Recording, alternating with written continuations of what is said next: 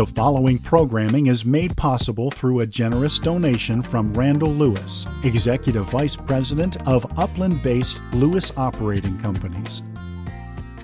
This is a continuing exchange coming out of the Randall Lewis seminars.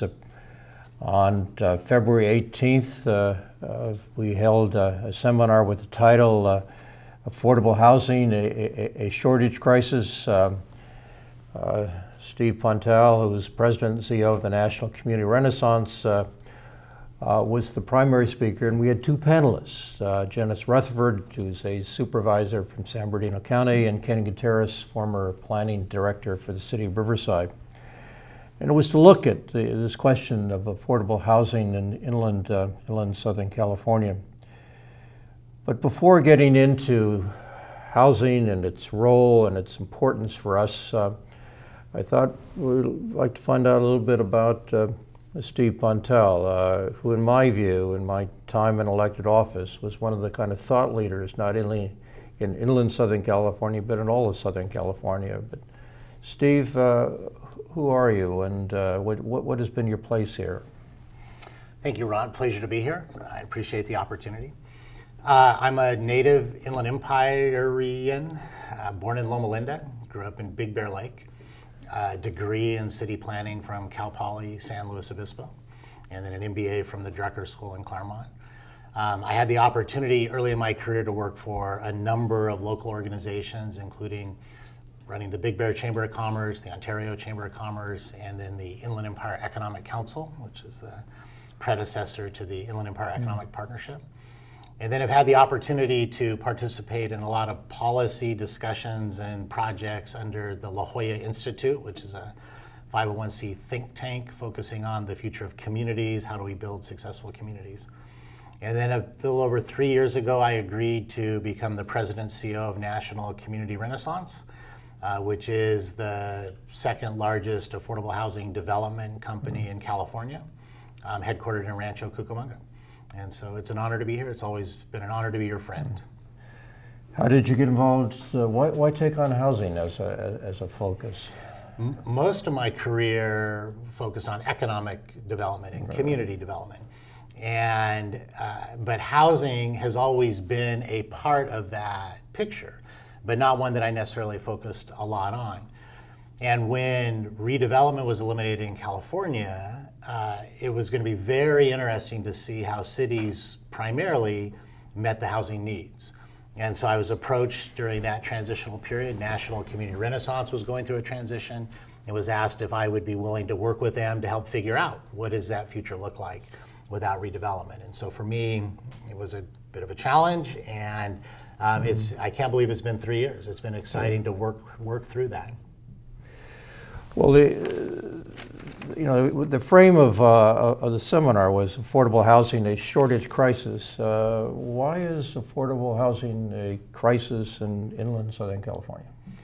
You know, it's an interesting question, especially with the recent memory of the housing crash. And so people can easily, think that we really don't have a housing problem because prices were adjusted so dramatically downward. But it really boils down to supply and demand.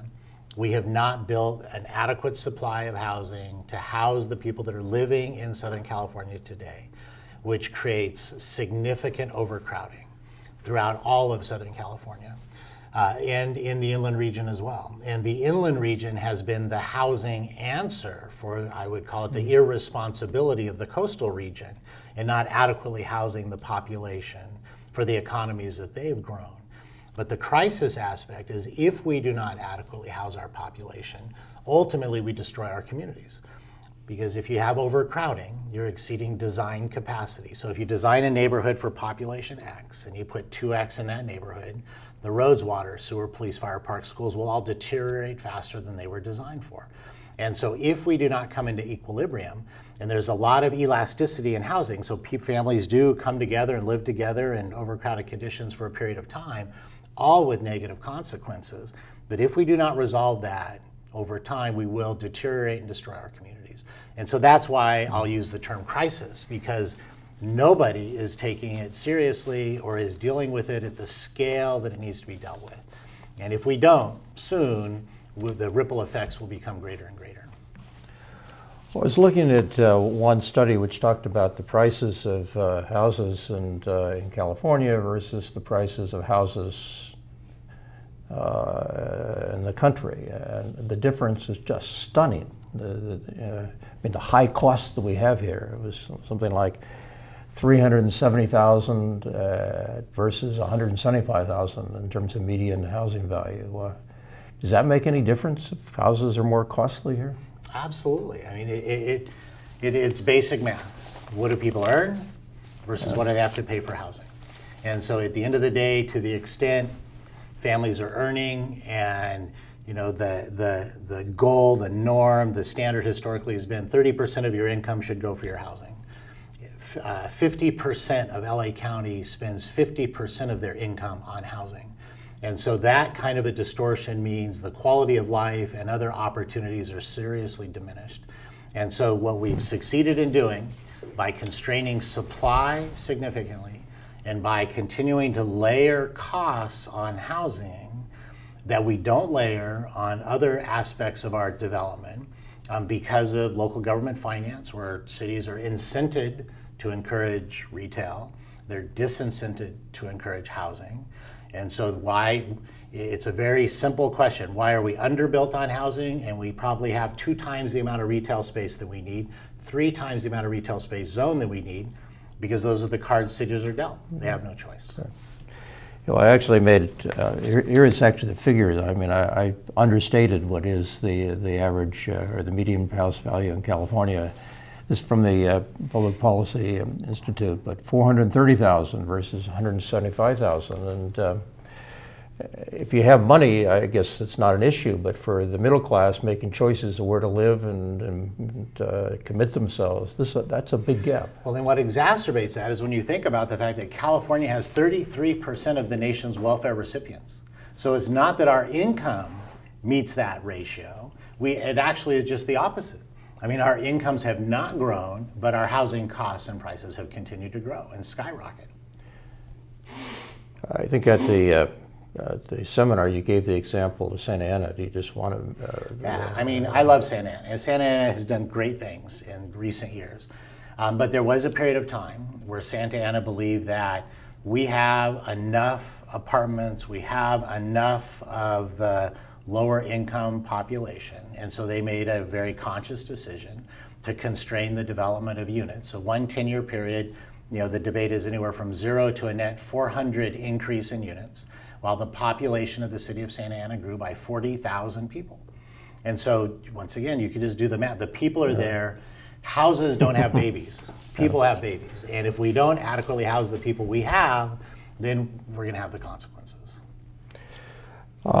The LA Times had an editorial called "A More Livable LA," and this is January 11th of this year. But the title was, "As it seeks to raise the minimum wage, the city should also make affordable housing a top priority." And let me just read the start of this. It said, "At the heart of the city's affordability crisis is the double whammy of low wages and high costs.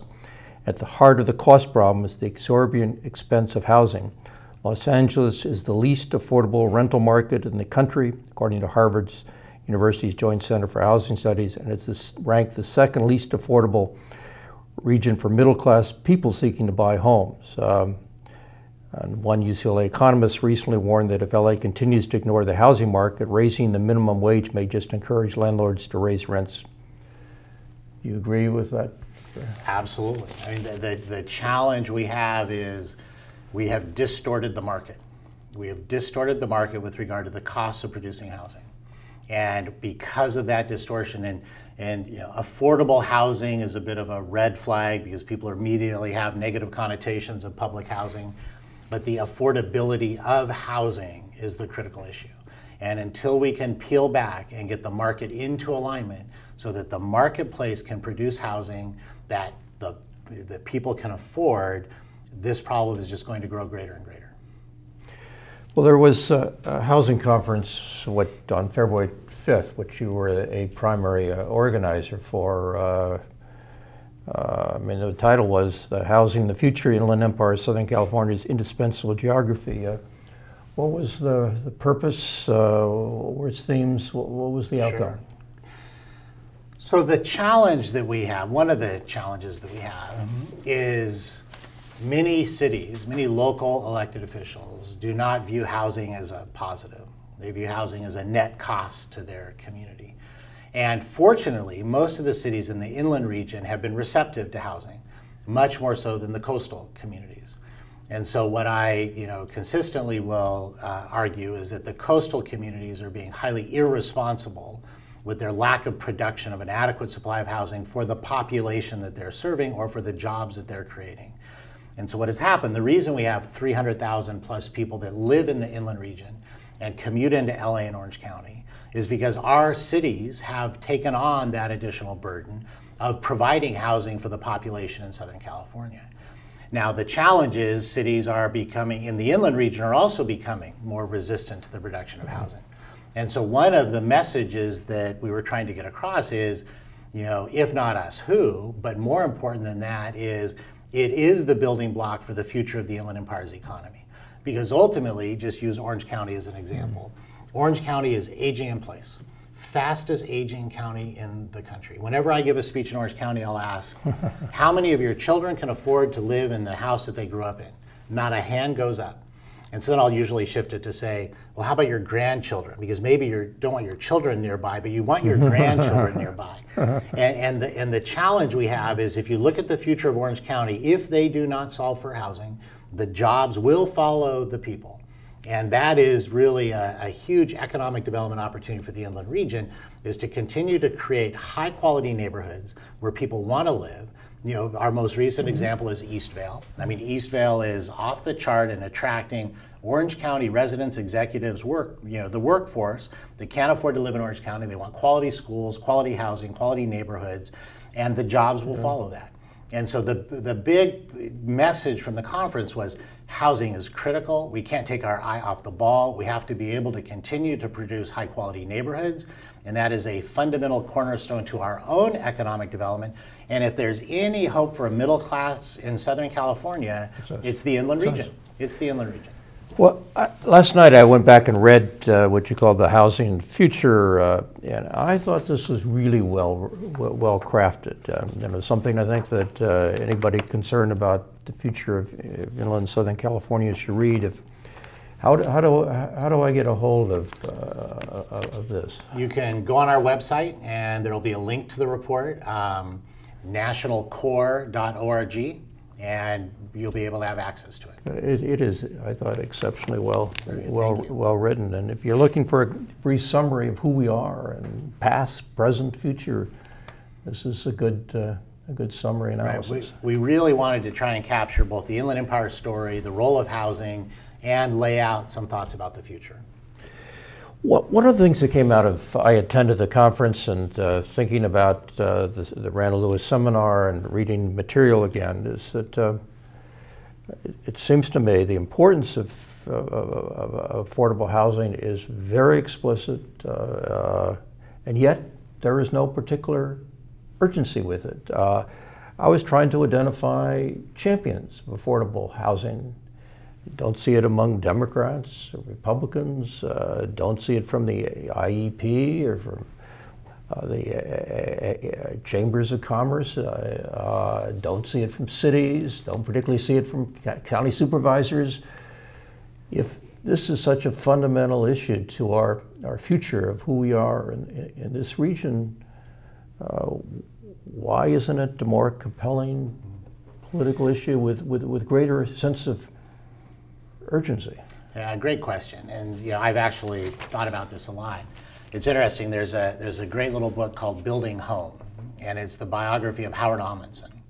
And so Amundsen was part of a group of LA business leaders after World War II that created the infrastructure to produce an adequate supply of housing for all of the returning military and all the population growth that Southern California experienced at that time. Mark Tabor and Amundsen, and these guys were true business pioneers in the real estate housing production industry. At one point, Home Savings and Loan, Amundsen's company, was making more money per day than any other company in the country as a result of the housing production going on in Southern California. That we've had leaders that will rise up like a Jack Kemp or a Henry Cisneros that can light a bit of a flame and carry a torch and generate some excitement and energy.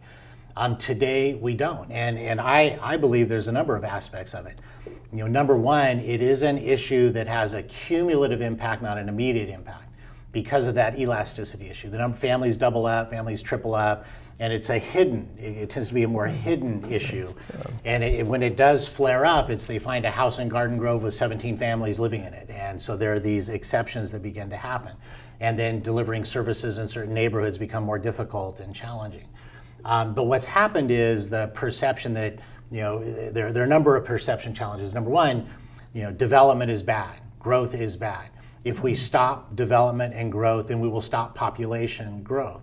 And the one quote is, if I'm a billionaire putting in a National Football League stadium, I can be protected from CEQA abuse. But if I'm an affordable housing developer putting a housing development in a neighborhood where the residents are opposed to it, there are no holds barred.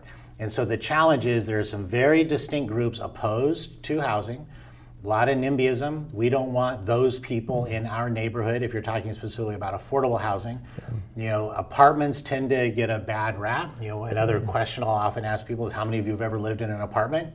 Every hand goes up.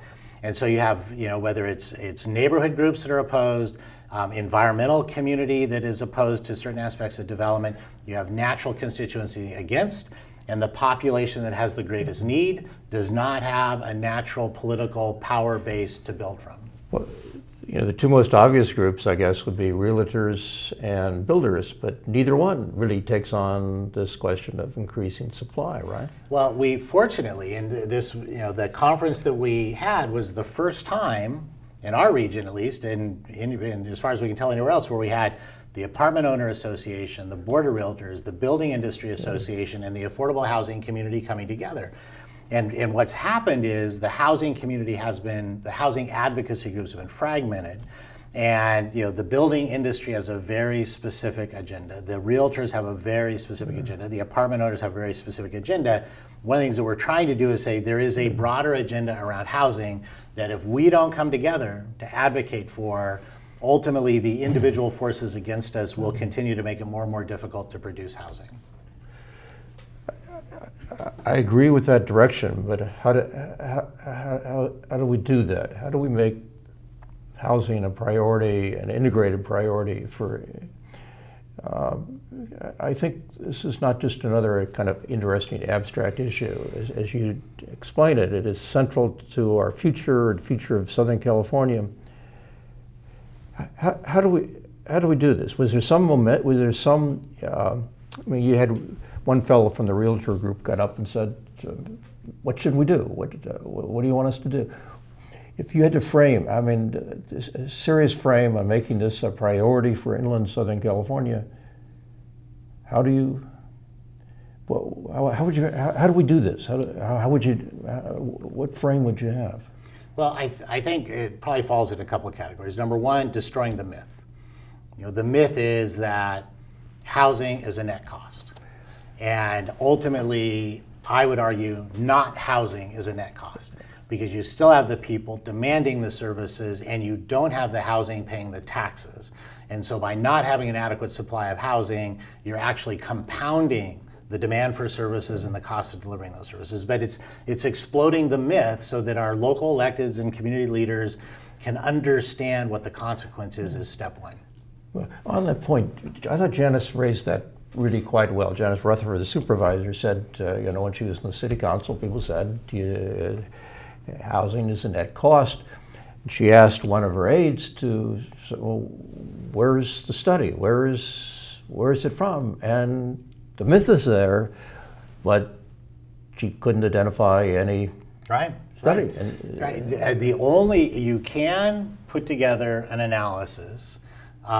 If you were annexing a neighborhood that had a certain number of houses in it and that's all it had in it, and you were to run the math, you could conclude, looking at that population and that development in isolation, that it's not generating enough taxes to support the services that it could demand.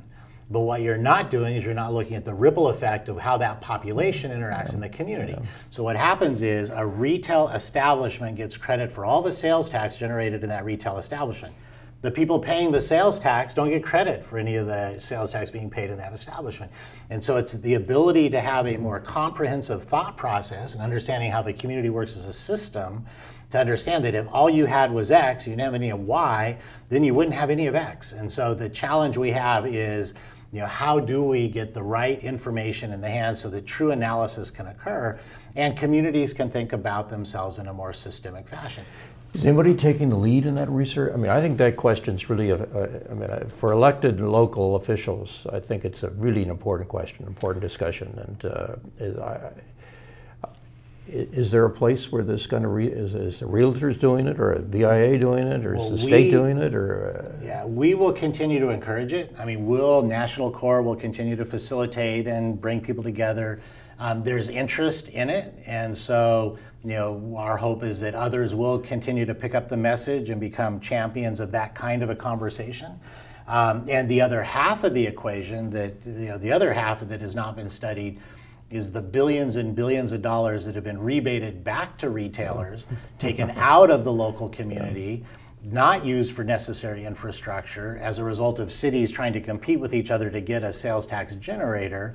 And meanwhile, housing, $100,000 per door in fees is you would find more often than not. And so when we're building an affordable housing development, we pay that $100,000 per door in fees to that local government that has done a nexus study, that has taken a look at every possible conceivable cost associated with this housing unit, and then put it on as a fee, not looking at the role that the housing is playing in their community as a whole.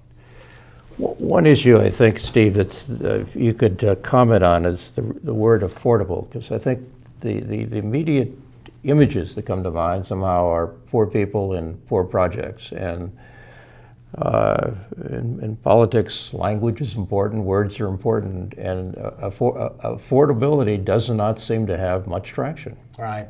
The way that I communicated is what we're talking about is the affordability of housing. If you want to talk about subsidized housing, we can talk about all the different aspects of subsidized housing.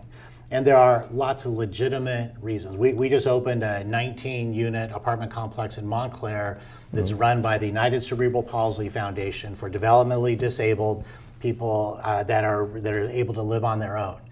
I mean, when you start talking about specific population groups, you're not going to get a lot of argument about this is a population group that we as a society have both the opportunity and responsibility to provide support for. And so the challenge is, unfortunately, we had an era in our country where large public housing projects, Pruitt-Igoe and Jordan Downs, Watts Towers, I mean, they just have these flashing images of, we learned a long time ago, concentrating poverty in a neighborhood is not a good idea.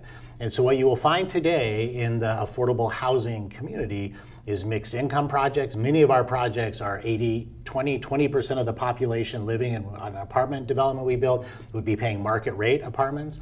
We build apartments that nobody could tell would be different from any other market rate project. And so unfortunately, we're living with this legacy and this history. There's an opportunity to both demonstrate what is currently being developed, as well as to talk about the current thinking about how do you revitalize a neighborhood. As you're aware, we're right in the middle of the Waterman Gardens redevelopment project. Waterman Gardens is a 1943 era public housing project that needs to be redeveloped. But the opposition to redeveloping it was huge. It took us a year and a half to get the community to finally agree that it would be a good thing. It could be a good thing because of people's fear about, wait a minute, what's going to happen if this gets redeveloped?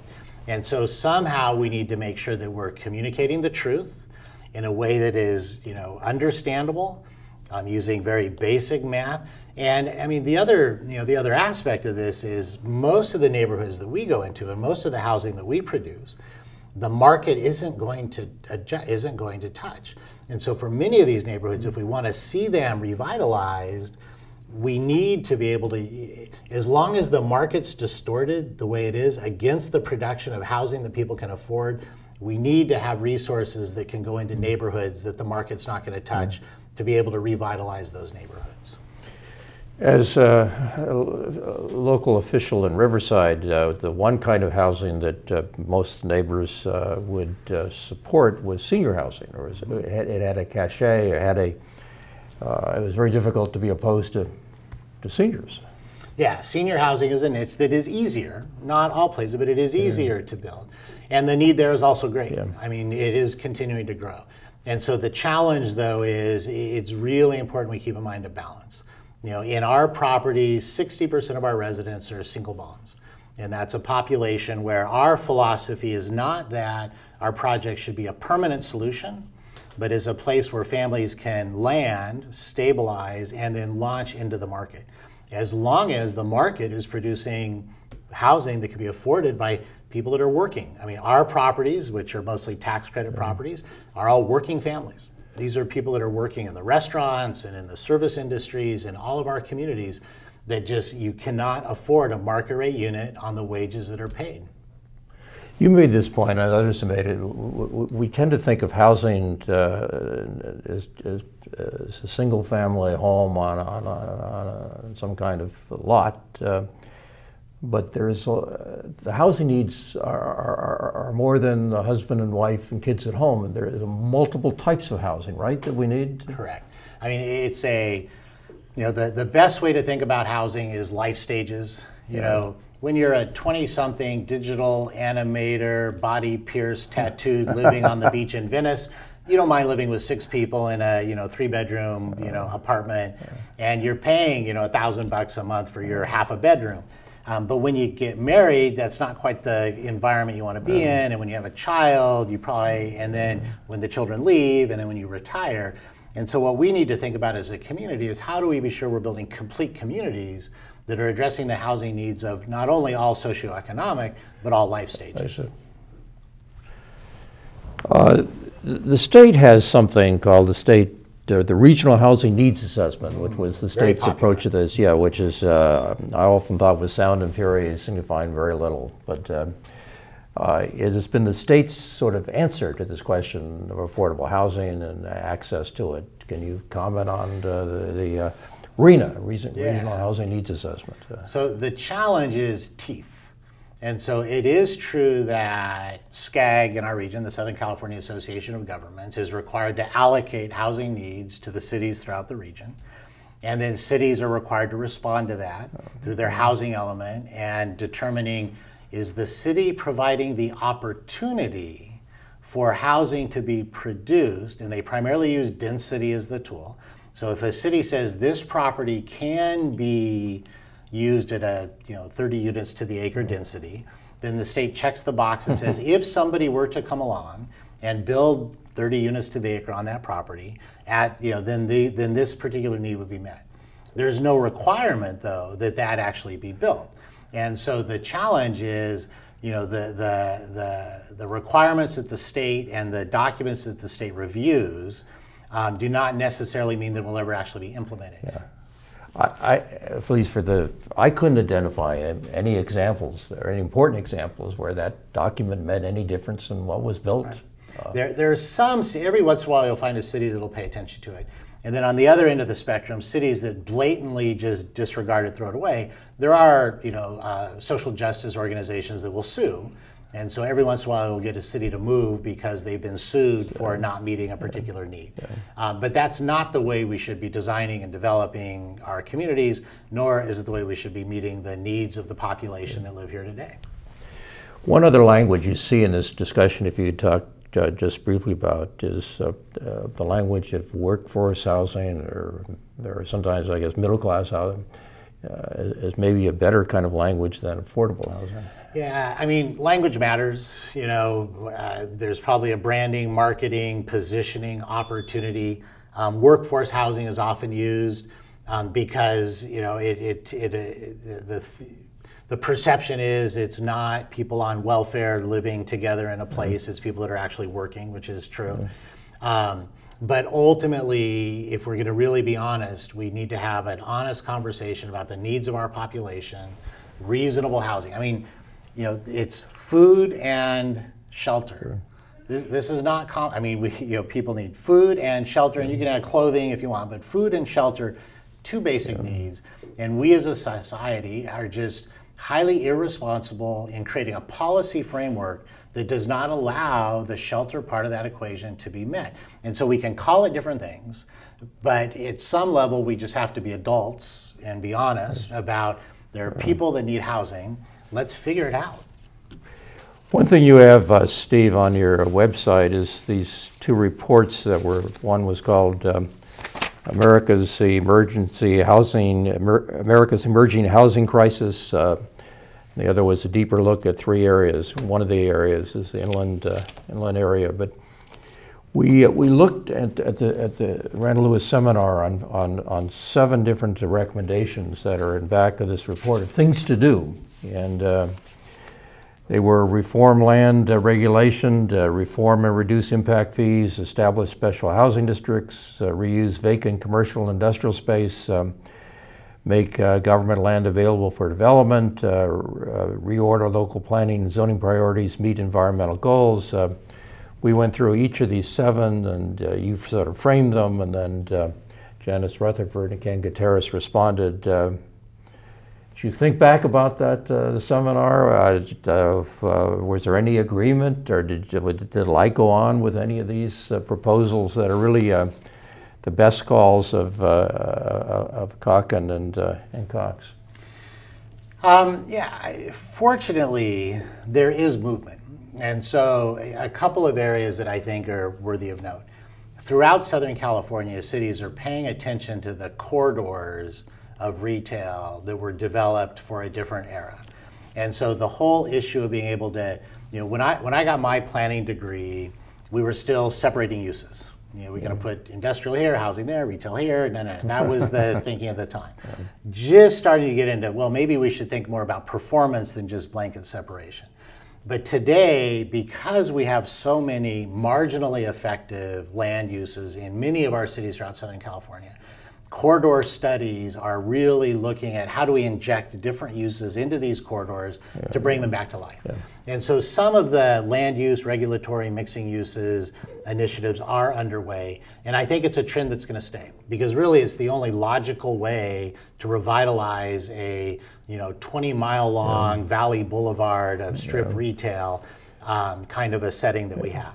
And so I think there are some of those things that are happening. But the bigger policy questions about, if the state of California were to just say, we're going to take all the sales tax, cities get no sales tax, cities get a commensurate amount of income tax, 50% based on where people live, 50% based on where people work, immediately cities would be incented to do jobs and housing. Retail would have to pay its fair share of whatever the true cost of putting retail in a city. And if Walmart's going to go into a neighborhood or a community or a region, they're going to go into that neighborhood, community, region because it economically makes sense for them to go there, not because they're getting a subsidy. And so some of the bigger policy questions, I don't know how we move it, because cities are, and the thing I find really interesting is when you look at the sales taxable percentage of the economy, it used to be about 65% of our economy was sales taxable. Now it's down to about 35%, rough numbers. So cities are fighting for this shrinking pie. Meanwhile, the growing part of the economy, they don't participate in it at all. The knowledge sector and the tech sector, et cetera, of economic growth. And so if cities were smart, they would be on the front line of advocating changing the structure of revenue, but they're in such a protective mode, they're defending their old turf. And that makes it really hard to have a conversation. Yeah, and digital retail is disrupting this whole. It has a huge impact. Yeah, absolutely. Well, it's at the end of this report, there is a line that says it will take strong political will to make this happen.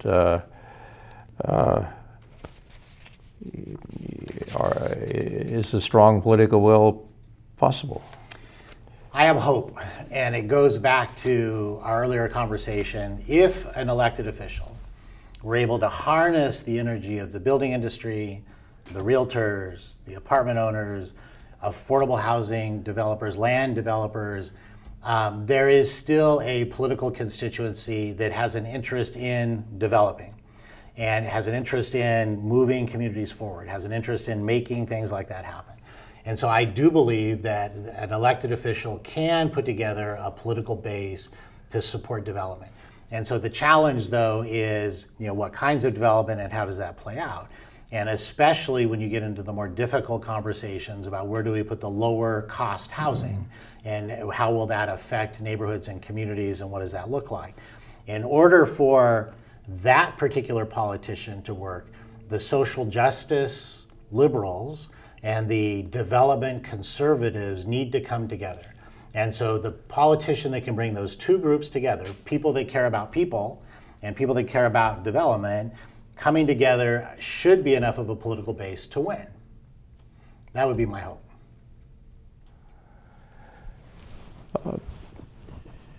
I guess the question is how you begin to, who's going to take on this challenge? Where do we go from here? Well, one of our, one of the people that I've had the opportunity to spend some time with and was a real leader in this is Mike Roos, former state legislator, Mellow, the non-Mellow half of Mellow Roos. And Mike was, very thoughtful policy person and a very powerful political person.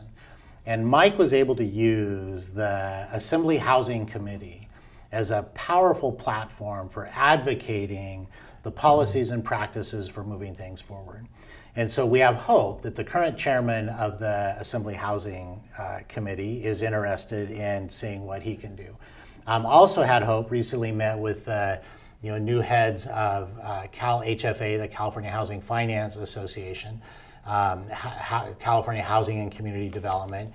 And it appears as though the state agencies that are involved, who have historically been in their own silos, are increasingly looking at working together. So there's a little bit of hope that there may be some synergy at that level.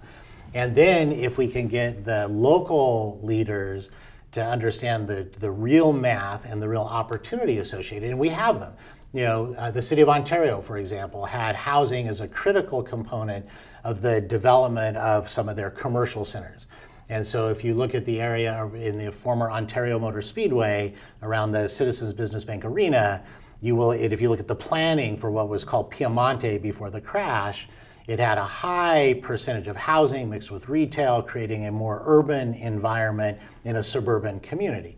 And so there are communities that are pushing it. Downtown Riverside is looking at investing in injecting housing into downtown Riverside because there is an awareness that you need rooftops to drive retail. And so how do we make sure we have people that can bring life to an area and generate activity? And so, I do have hope that the forces come together.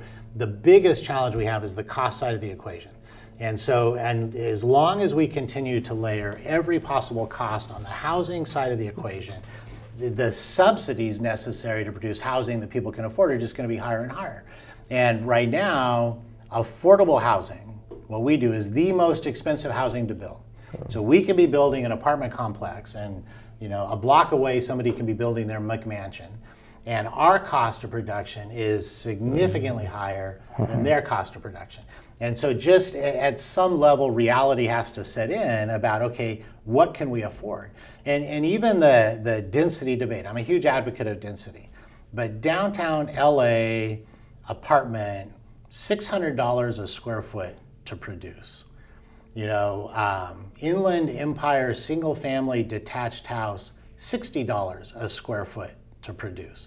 And so, we're concerned about sprawl, we're concerned about growth, but at some level the economics have to enter into the equation in order for us to be able to also meet the housing demand. And so then it comes back to our communities building neighborhoods that are sustainable and supportable, but also are economically viable. And just one other point is if you look at the code side of the equation, garages used to be a luxury item.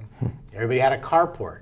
Now when you look at all of the requirements on producing a house, just from the cost, not the fees, but just the cost, once again, it takes it out of the realm of what the working population can afford.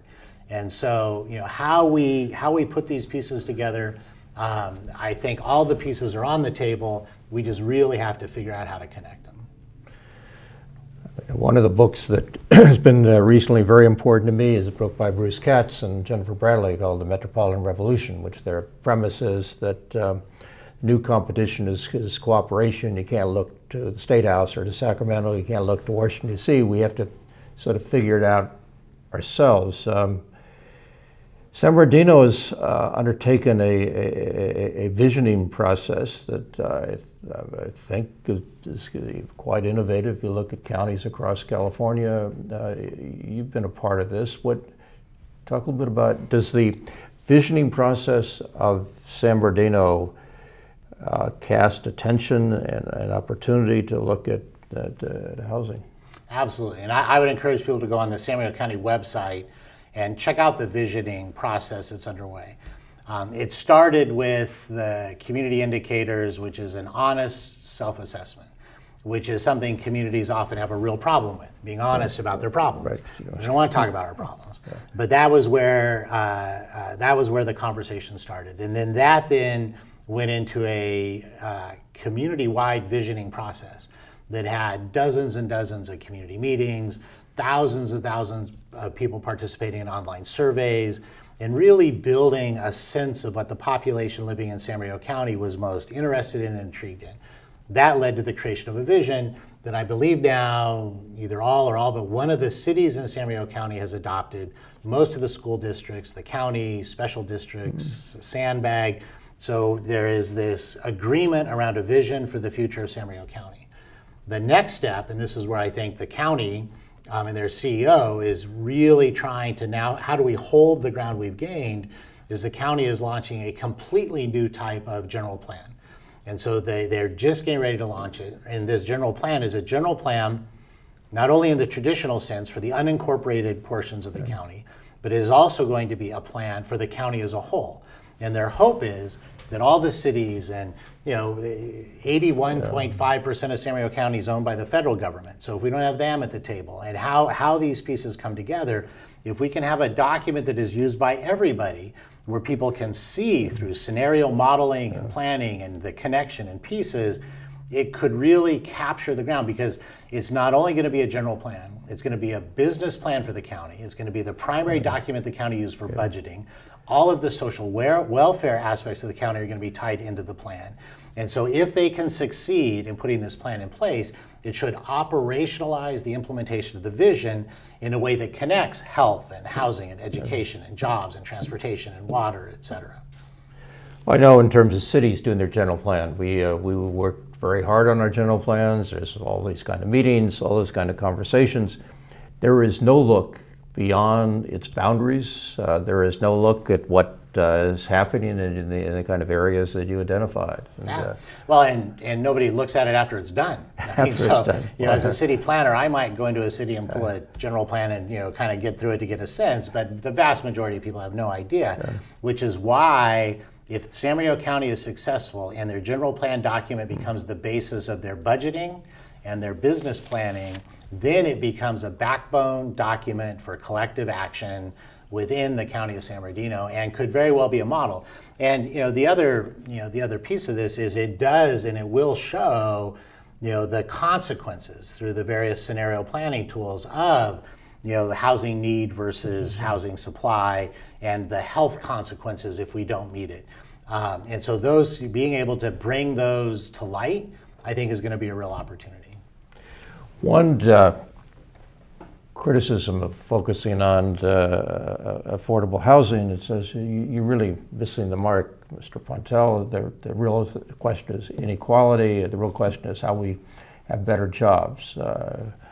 It's not a question of affordability. It's really a question of better jobs. What your response to that challenge? I don't think those are mutually exclusive conversations at all. I mean, at the end of the day, as I said, most of my career has been in economic development. We absolutely have to be focusing on, how do we make sure we have the strongest economy that we have? There are some truisms about economic development that we also don't often like to talk about. The jobs in your community can be no better than the skills and abilities of the people in your community. And so to a large extent, it becomes a question of what's the opportunity for people living within our communities to be able to earn a higher wage, and how are we providing those opportunities? How are we providing the environment for businesses to be able to offer those kinds of jobs and to be able to have the population grow?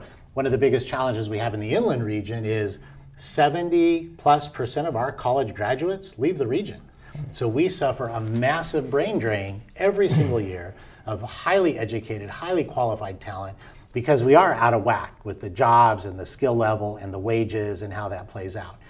But as long as the market is distorted in producing housing that people can afford, there are population groups that we need to be able to produce housing and support those population groups.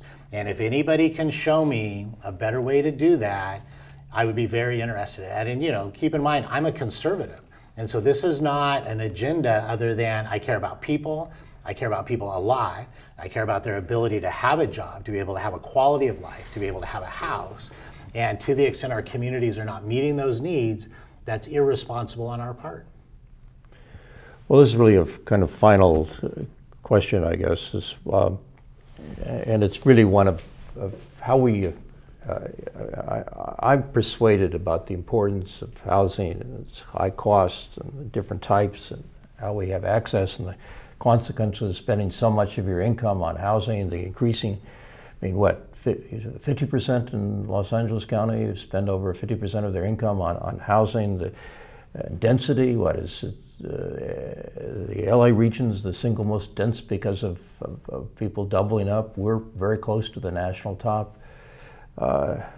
You want to keep the middle class here and not go elsewhere. I was met somebody for coffee this morning, and we're talking about faculty members moved to Oklahoma and to talk about the difference in housing cost, what a person has here versus, and we want to have educated folks stay here, not go elsewhere. But I guess, Steve, as we close this, is what do we need as a region?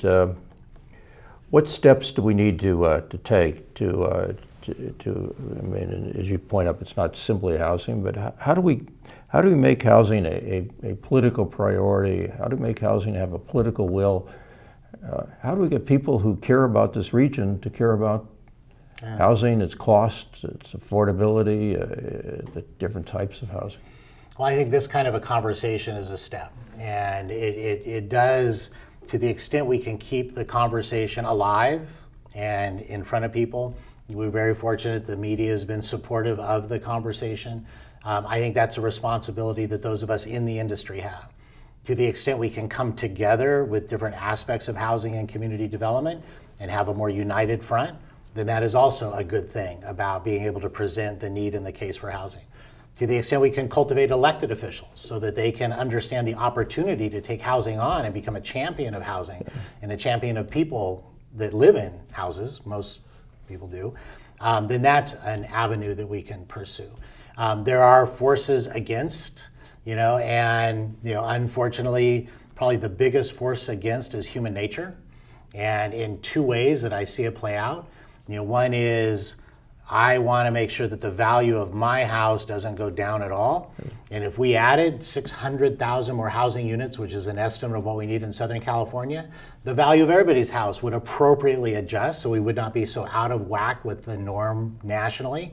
But people are selfish about that. I mean, who wants to take the hit? And then people are also, they want to protect their neighborhoods, and there's a fear factor that needs to be overcome.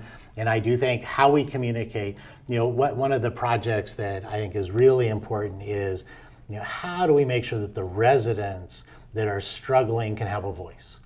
How do we help them speak up and be heard? How do we get their stories told? And there's some easy, veterans. Right now the hot thing is veterans housing. And so if we're able to capture the essence of the challenge that a veteran has coming back to get housing, then that becomes harder to resist. Developmentally disabled, there's a voice there that becomes harder to resist. And seniors, we mentioned. Seniors, and so, and then children. Ultimately, I believe that the critical advantage, play it out any way you want, the critical advantage the inland region has is children. We actually care about children. The birth rates along the coast are declining. Orange County's aging. I mean, all of those factors are in place, but we are a region that still thinks about children with a very high priority. And so that becomes a constituency group. When you take a look at the number of children that are couch surfing and don't have stable housing and the consequence of that on their health and education. Getting other industries into the conversation. As you're aware, I serve on the board of the California Endowment, which is a health foundation. Housing is one of the primary social determinants of health. We need to get the healthcare industry to care about housing in order to deal with the health of people. Public health, the public health agency in LA County is providing funding for housing as a public health initiative. And so the ability to bring other aspects of our community together around housing, so it's not just a housing conversation, it's a community conversation, and the role of housing that it plays in education, and that it plays in economic development, and that it plays in health. Bringing all those pieces together should be a compelling constituency group to be able to address some of the real obstacles to the production of housing that people can afford.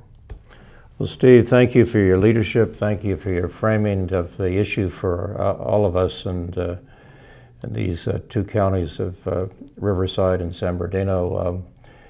And I think the challenge really is now, as you said at the end of the conference, this has to be a conversation that continues and gathers others into it. And hopefully if we had this a year from now, we would say, hey, move the bar. We move the bar. And I think the call, which was of your conference, of how important housing is to the future, not simply of the inland region, but to Southern California. This needs to be a major priority of a lot of folk, and not just of a few.